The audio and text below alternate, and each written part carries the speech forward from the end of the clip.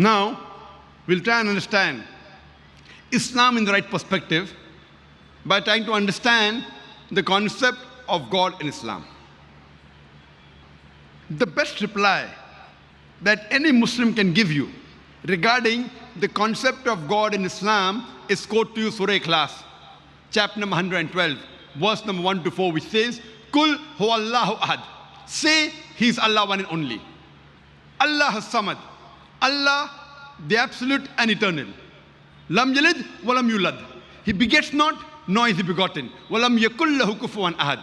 There is nothing like him. This is a four-line definition of Allah subhanahu wa ta'ala, of Almighty God, given in the glorious Quran. Any person says, so-and-so candidate is God, if that candidate fits in this four-line definition, we Muslims have got no objection in accepting that candidate as God. The first test is, Kul huwallahu ahad. Say, He is Allah one and only. Allah has-samad. Allah, the absolute and eternal. Lam yalid walam yulad.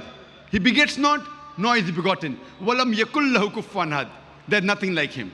This is a four-line definition of Allah subhanahu wa ta'ala given in the glorious Quran, which we call it as the litmus test for theology. Theo means God, logy means study, theology means the study of God. Surah Ikhlas is the litmus test of theology. It is the touchstone of theology. I hope you understand when I say the word touchstone. Touchstone means if you go to buy some gold jewelry, you want to know how pure is the gold.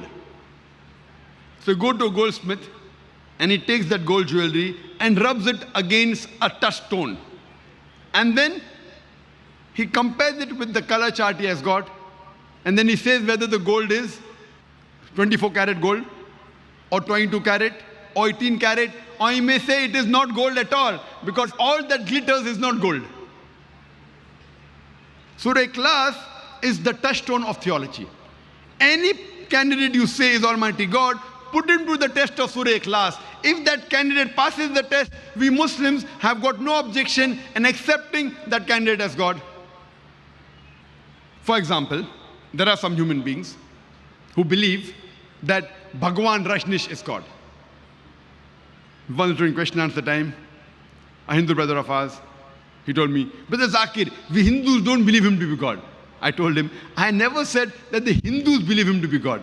I've studied the Hindu scriptures. Nowhere do the Hindu scriptures say he's God. What I said, some people, some human beings believe him to be God. Let's put this God to the test of Surah Ikhlas. The first is, Kul huwallahu ahad. Say, He is Allah one and only. Was Rajneesh one and only? Was he the only man who claimed divinity, who claimed to be God? There are hundreds of men who have claimed to be God, especially in this country of ours, India. There are thousands who have claimed to be God. He's not the only one. But a Rajneesh Bhakt, a Rajneesh follower will say, no, he's unique. He's the only one. Let's go to the next test. Next is Allahu Samad. Allah, the absolute and eternal. Was Rajneesh absolute and eternal? When we read his autobiography, he writes in his autobiography, he was suffering from chronic backache, from asthma, from diabetes mellitus. Imagine, Almighty God suffering from chronic backache, from diabetes mellitus, from asthma. The third is, Lam yalid walam yulad. He begets not, nor is begotten. And we know that Rajneesh, he was born in Madhya Pradesh. He had a mother and father. And later on, in May 1981, he goes to America, and in the state of Oregon, he starts his new village called as Rajneeshpuram, and he takes thousands of Americans for a ride. Later on, the American government arrests him and put him behind bars. He alleges, the American government gave me slow poisoning. Imagine, Almighty God being slow poisoned. And in 1985, the American government kicks him out of the country. He comes back to India, in the state of Maharashtra. He goes back to the city of Pune, to his center, which was called as Neo Sannyas. Today, it's called as Osho Commune. And if you visit Pune, And if you go to a center, which is called as Osho Commune, if you go to a Samadhi, it is mentioned there on the stone on a Samadhi, Bhagwan Rajneesh, Osho, never born, never died, but visited the earth from the 11th of December 1931 to the 19th of January 1990. Never born, never died, but visited the earth from the 11th of December 1931 to the 19th of January 1990. They forgot to mention on a Samadhi that he was not given visas to 21 different countries of the world. Imagine Almighty God coming in this world to visit different countries, and he requires visa to go to different countries. And the Archbishop of Greece said, if you don't remove Rajneesh out of this country, we'll burn his house and the house of his disciples.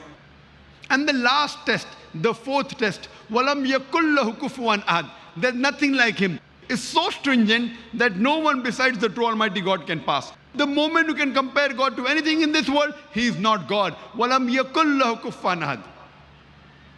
We know very well that Rajneesh, like a common human being, he had 2 eyes, 1 nose, 1 mouth, white beard, 2 hands.